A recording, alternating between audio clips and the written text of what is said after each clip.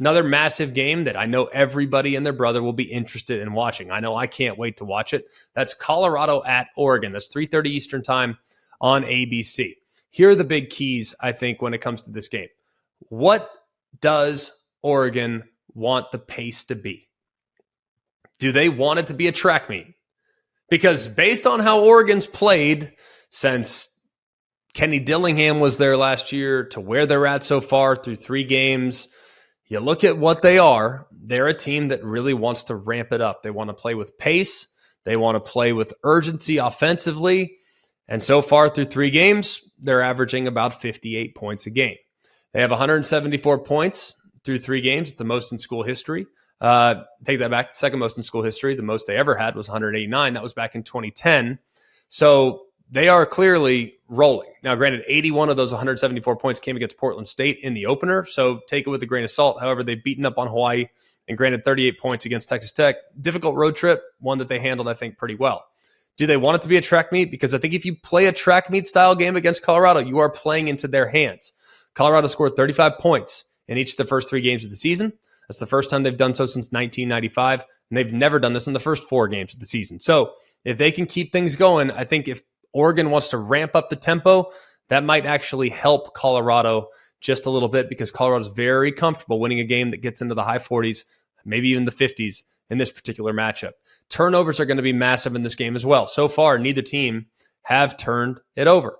Colorado and Oregon have had a ton of success forcing turnovers, and they all have a +6 turnover margin in 23. Those are tied for the best in the Pac-12. Big matchup in this game, Colorado's offensive line against Oregon's defensive line. It's been long documented what Colorado's offensive line is. They struggle. I mean, lack of a better word, they struggle, man. So far, they are giving up pressure nearly half the time. Half of Shedeur Sanders' dropbacks, just about 44% to be exact, have resulted in pressure. The FBS average, the average in college football is 31%.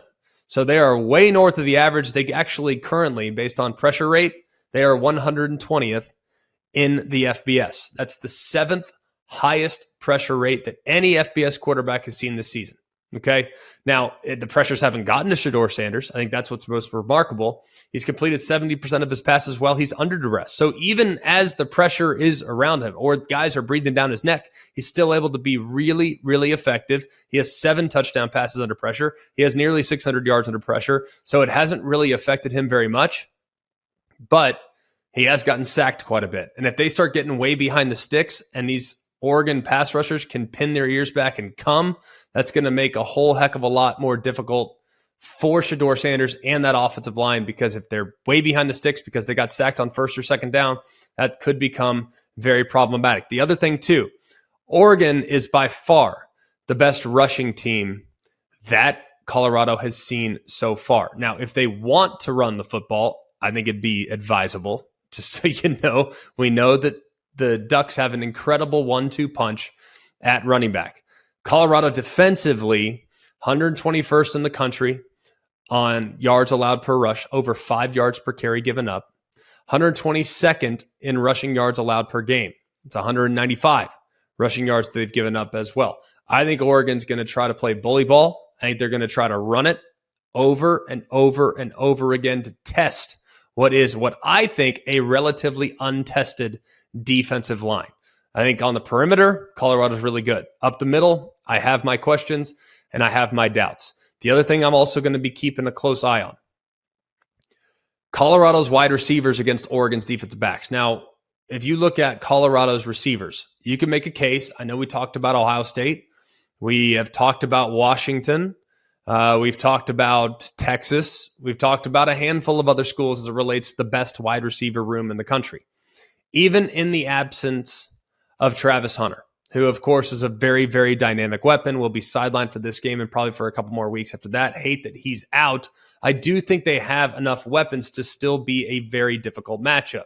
You look at Jimmy Horn Jr., guy's got 26 catches. Look at Xavier Weaver, he's got 25 catches. You look at Michael Harrison at tight end, his emergence last week, he's been really good now, and him being a factor in the passing game is going to make this group even more versatile than they've been already up to this point. And we've seen Oregon's secondary perform really well week 1 against Portland State. In week 2, there were a couple mistakes made, a couple mistakes made by the Ducks in the back end, but for the most part, if you're going to take it, look from about 30,000 foot perspective, it was a pretty good group. However, against Hawaii, they were once again very, very dominant. So I think this will be a huge test for Oregon's defensive backs. And hey, if you can slow these guys down, you're clearly doing something right. You might not see a better group until you have to play against Washington or SC a couple weeks down the road. Finally, Colorado, if you're playing against them, you better be ready to play for 60 minutes.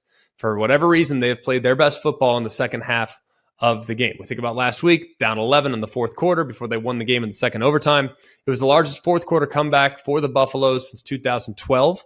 And Sanders right now, he's the first player in the last 20 years to record at least 200 passing yards and 80% completion percentage in the second half of 3 consecutive games.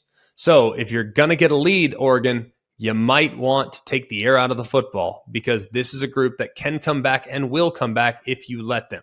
I lean Oregon heavy in this game.